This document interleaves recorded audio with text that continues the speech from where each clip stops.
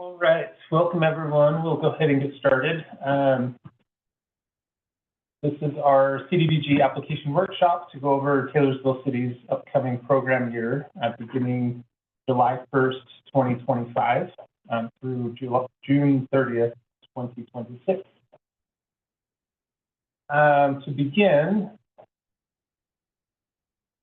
just some quick introductions. My name is Jim Spung. I'm one of the senior planners here with Taylorsville City. I administer the CDBG program for the city. And joined with me is Jessica. You want to introduce yourself? Yeah, I'm Jessica Tracy. I work with Avenue Consultants, but I work with Taylorsville, just helping out with the program where I can. So I mostly help with the application process, and I can help with any questions that you guys have while you are completing that. Excellent, thank you. And then, just so that we know who's here, if everyone could just open up the chat box and just type in your name and which group you represent.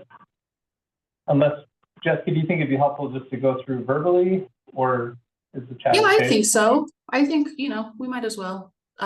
If you want, we can kind of call people out as we see them, so we're not having a bunch of people speaking at once. Yeah, I can do that. Let me open up our this here. All right, so looks like Ken is joining us. Ken, do you want to introduce yourself? Yes, I'm Ken Donarski. I do some work with City of Taylorsville as well with CDBG. Great, thanks, Ken. Yeah, Ken is also one of our consultants that helps administer the program on the city's behalf. Brandon? Yeah, hi, my name is Brandon Vile. I'm the grants administrator for South Valley Services, and we're a domestic violence crisis shelter and service provider throughout Utah. So, and then I think we have another person on here as well, Joe Teets. She's our accounting director. If she wants to introduce herself, she can, but we're both here, so. Great, thank you for being here. Let's see, Tony? Hi, I'm Tony Simone. Oh, I don't know which one. Sorry. Yeah, Tony Simone. Neighbor Works Salt Lake. Yeah, I'm the director of homeownership services here for Neighbor Works Salt Lake. Great, welcome. Rosie Ortega. Hi, yeah, I'm with the YMCA of Northern Utah. I'm a grant writer. And then we also have Sarah Bundy, who is our director of grant developments, and she can introduce herself as well, but I think she is also here. Perfect, thank you. Silvana Pardo? Hi, yeah, I'm with No Mas Legal. We are a nonprofit that provides free legal immigration services. Excellent, welcome. Luis Pineda, sorry, did I pronounce that right? Yeah, Luis Pineda. I'm here with Tony from Neighbor Works Salt Lake. Great. Let's see. Is it Javin Weaver? Sorry if I pronounced that wrong. You actually pronounced it correctly, and don't worry, I've heard it always. And I don't know why my video is not showing me. Anyways. My name is Javin Weaver. I work here with Avenue Consultants, and I work with Jessica, so she's just helping me get on board. Great. Emily C.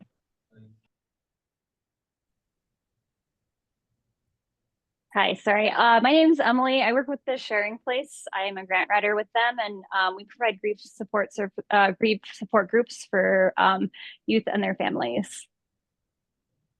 Great, welcome. Britta Berkeley. Hi there, Britta Berkey. I'm with United Way of Salt Lake, and we provide, Utah 211 services to residents. Great, welcome. Jamie? I am Jamie. I'm with the In Between. We provide medical respite and end-of-life care to those experiencing homelessness. And yeah, I just help with the grant writing and support the development department. Great, thank you, welcome. Karina McClellan. Hi, I'm Karina and I'm with Ability Inclusion Services. We serve adults with disabilities in Salt Lake County. Excellent, thank you, welcome. Jason Wheeler. Yes, I'm Jason Wheeler with Assist Community Design Center, and we do emergency home repairs and accessibility retrofits for low-income and disabled families. Excellent, thanks, welcome, Jason. Jay Leonard. Hi, I'm Jay. I work with the Road Home as a grants and compliance specialist. We serve homeless individuals in Salt Lake and the surrounding areas, and we serve a lot of people in addition to that, people with disabilities, all walks of life. We're kind of the catch-all for everybody who needs help with shelter and housing services. Excellent, thank you. Nicholas Webster. Hi, I'm Nicholas Webster. I am the grants coordinator for Big Brothers Big Sisters of Utah. We offer one-to-one youth mentoring services for at-risk youth. Great, thank you, welcome. Sarah Bundy. Hi, I'm Sarah Bundy. I am, like Rosie mentioned, I am the grant director here at the YMCA, and we work on youth development with low-income youth. Great, thank you. Kay McDowell. Hi, I'm Kay. I'm also with the Road Home as a grants and compliance specialist. Okay, welcome. Joe.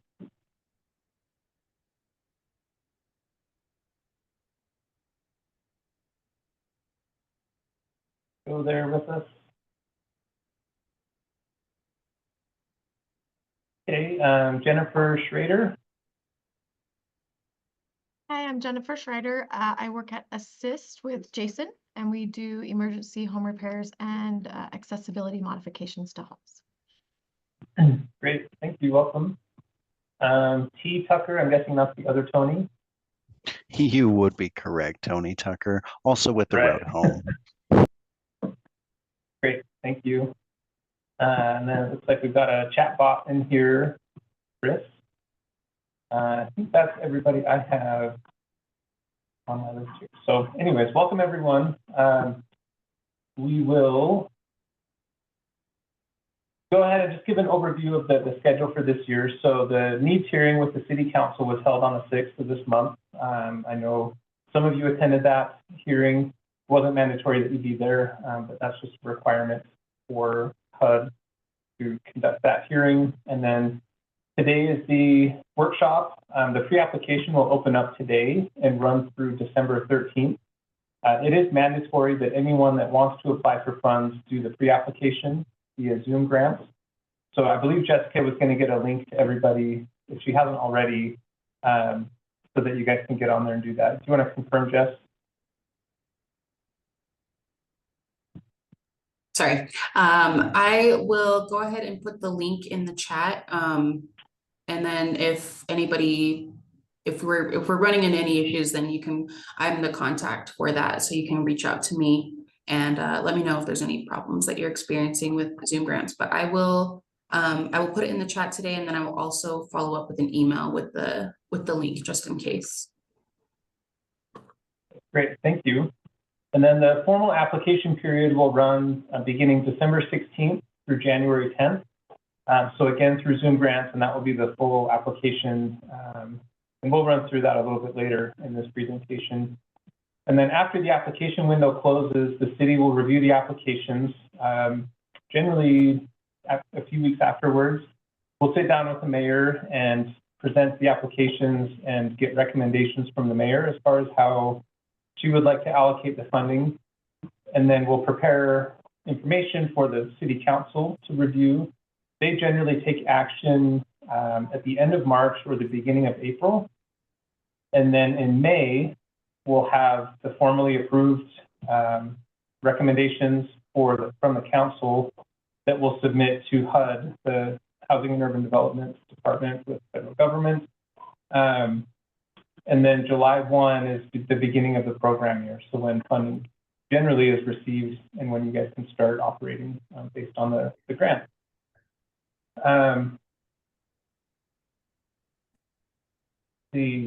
just a quick overview of CDBG. It sounds like most of you are familiar with the program and how it works, being that you're involved already, probably with other county or city programs.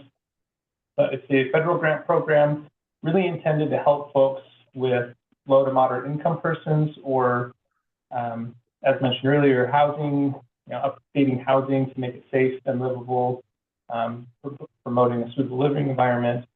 And then there's also an area where we can expand economic development.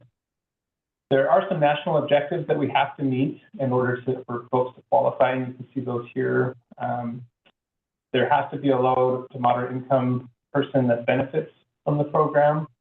It can be slum and blight aid. So that could be, cleaning up specific neighborhoods or redeveloping certain areas of the city.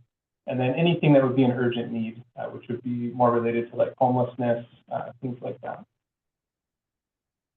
That's most common with like disasters. If there were a big earthquake or something like that, that obviously would be an urgent need. So we estimate, based on last year's allocation, that the city will get about $350,000. That's been a pretty common trend in the last few years. We are limited in how the city can allocate that money. 15% or about $52,000 can be allocated for public service. So that's mostly for, new services or other things. So one example of that is there's a senior van driver that we have for the senior center. So that's like a public service. And then planning administration caps at 20% of the funding, so about $70,000. And these numbers will change. We don't know by how much, but generally they're within about $10,000 to $20,000 of the estimated amount that we predict. We won't have the formal allocation from the government until usually May or June. It changes every year. It depends on what Congress is doing and what's happening at the federal level.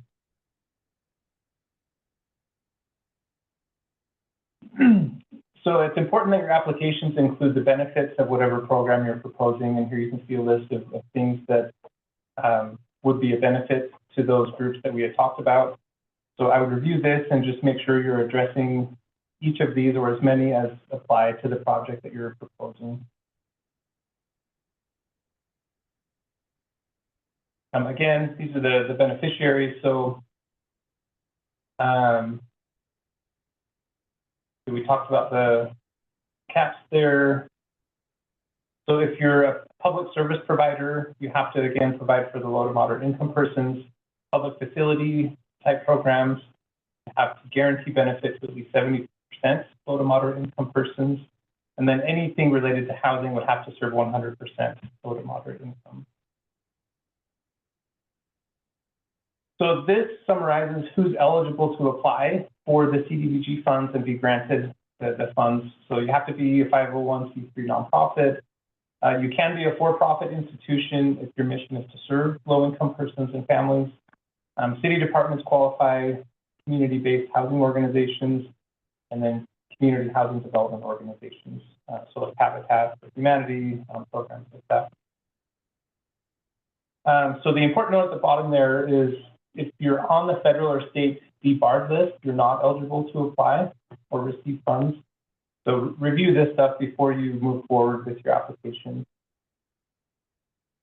And these are some examples of activities that would be eligible for the funding and other activities that would not be eligible. So again, review your programs and see if these align with what you're proposing to do. And I'll just mention it, if there are questions during the presentation, just go ahead and type those in the chat and then we'll get back to you on specific things. So these are examples of public services through this CDBG program. So senior services, as I mentioned, children and youth services. I know there's a few folks from the YMCA that would fall into that category. Healthcare, education and job training, et cetera.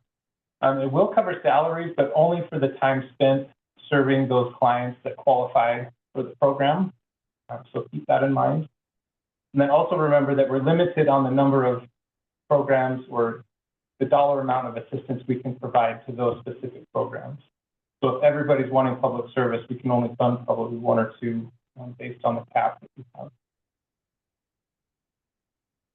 Here's some rental assistance examples. I know that we funded those in the past.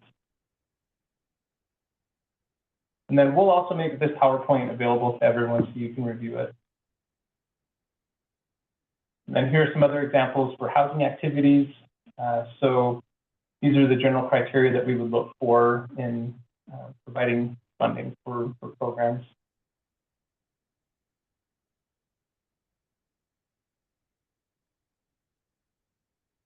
And these are examples of public facilities or other area-based activities. So these things generally fall under the city's purview. I know that we have programs to update sidewalks, install ADA curb ramps at sidewalks, things like that. So these would be generally more city-type projects, but other groups can also participate in these.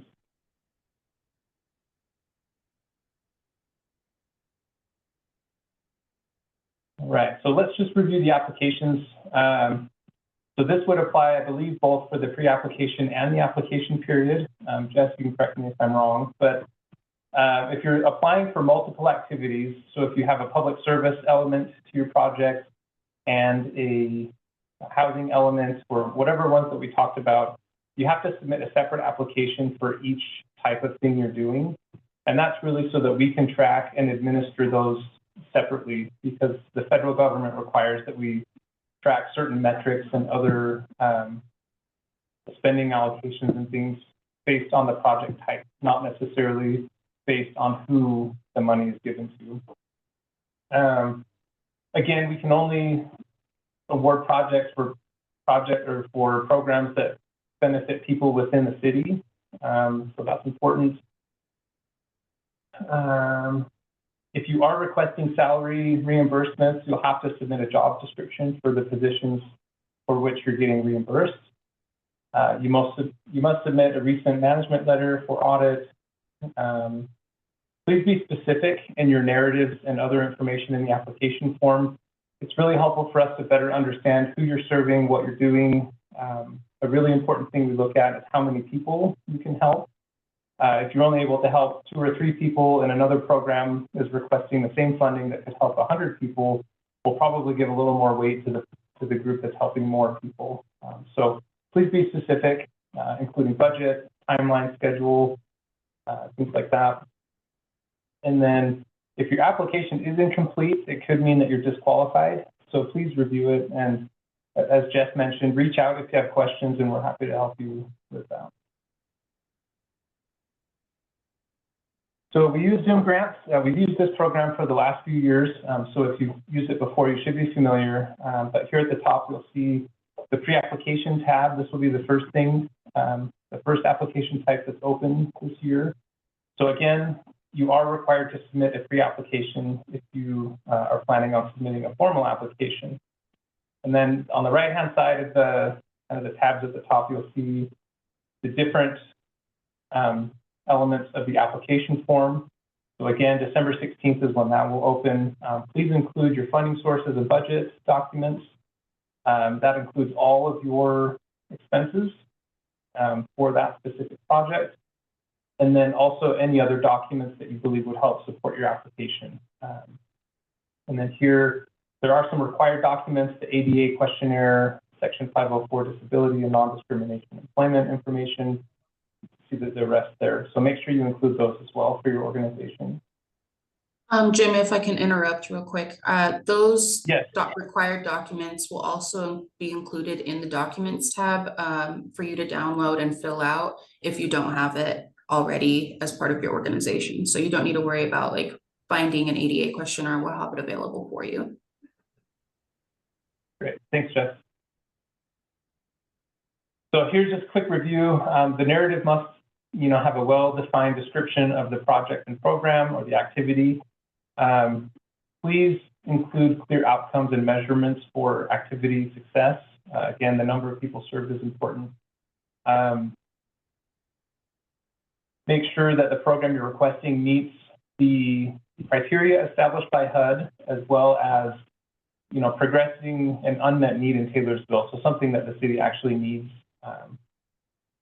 And then there you can see the rest, but, you know, again, just please be specific and review this when you submit, just so that we have the information needed to review and recommend different allocations.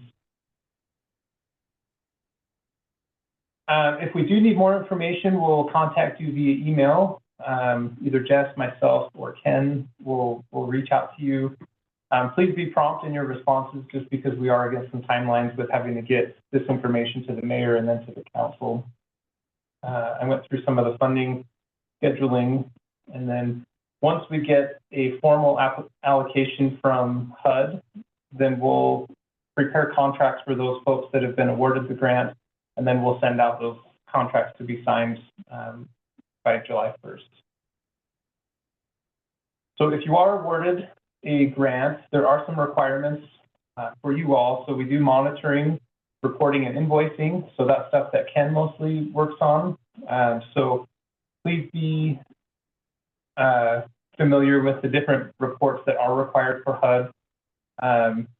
You are required to submit a quarterly demographic report, and that's based on the type of program that you're running.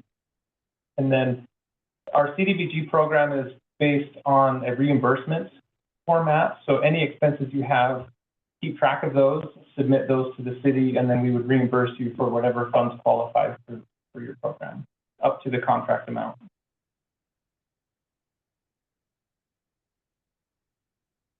Then as far as reports go, this is submitted monthly. Again, these are things that the federal government tracks and that we have to report to them. So the number of people served, their ethnicity and race, household income, you know, other demographic information. And then you may be asked to provide more information depending on the type of program that you're granted or that you're approved to operate through the grant.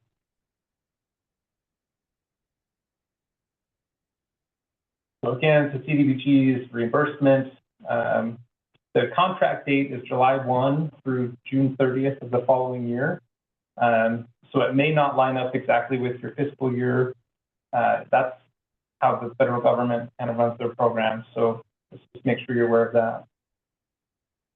And then you only do have that 1 year to spend the money that's allocated. So we don't generally carry on or carry forward money that wasn't used. You would just lose it. So keep that in mind with the amounts that you're requesting for that program year. Only request dollars that you'll actually be able to spend.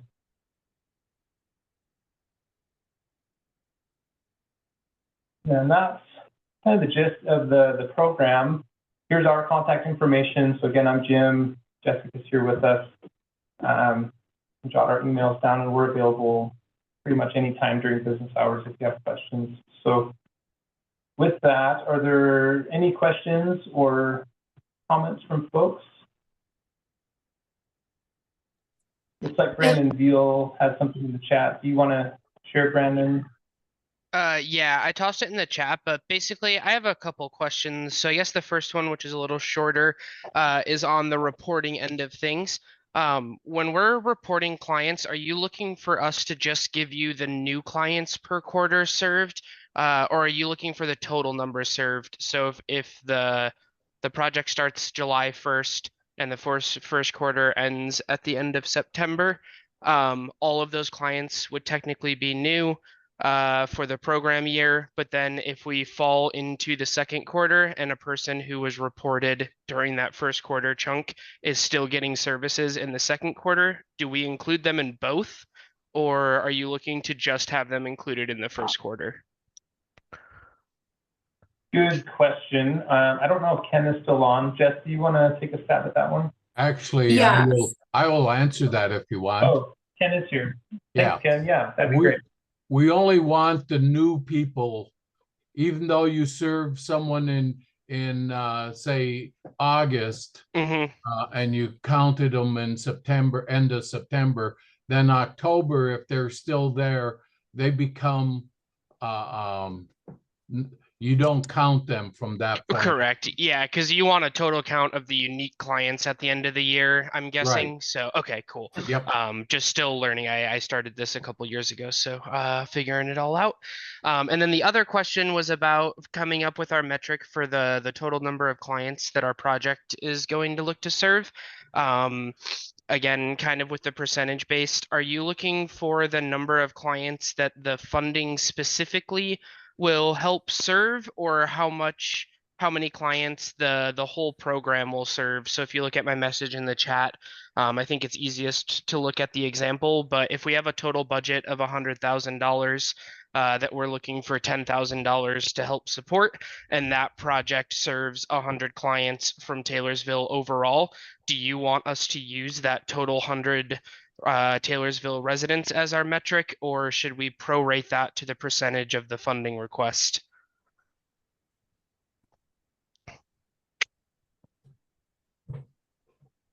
Good question. I guess in your application, you could probably outline both.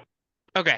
Just to help us understand that, you know, the larger project will serve more people, but the funding you're requesting will directly help 10 people. Okay. I guess, Jess, do you have a different view? That was the answer I was going to give, Jim. I was also just going to say that in the application, we do have some kind of like a breakdown, like how many total people do you expect to serve? And how many Taylorsville residents do you expect to serve?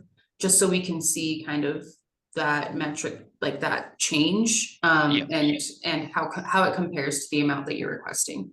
Okay, perfect. I just wanted to double check. We've had a few funders that we have found out wanted it to be prorated. So just trying to make sure that other people are not on the same page. So thank you. Great. Good questions. Any other questions or comments? It looks like Jess just put the link for the pre-application in the chat. So please save that for pre-applications. That should also be the same link for the actual application as well. So in 2 weeks, I think you can still use the same link to get into the CDBG application. And you will likely see a CDBG application tab, but you won't be able to enter anything until your pre-application has been approved. Okay, thanks. Any other questions? I guess I have one last question. Are you guys going to be using the 15% de minimis rate for this year, the year that we're going over right now, so program year 26? I had heard that is going up, and just want to make sure that that is something that you guys will be using going forward. Yeah, Ken, do you know the answer to that question? I don't know the exact answer, but I know home has gone to 15%, so I'm guessing CDBG's the same way because the county wouldn't do one without the other. So I would say yes to that. Awesome. Okay. Thanks. And then yeah, just please summarize that type of information in your budget forms as part of your application, just so we can see what the direct costs are and then any, you know, administrative or indirect costs.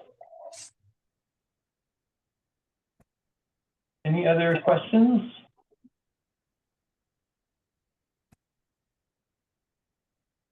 All right. Well, we will get that pre-applications reviewed when that window closes. And if, like I said earlier, if we need anything additional from you, we'll reach out and let you know. But otherwise, we'll all be in touch. So thanks, everyone. Appreciate you taking some time today. Awesome. Thanks, guys. Thank you. All right. Have a good day. Thank you. Yeah, see ya. Thanks, guys.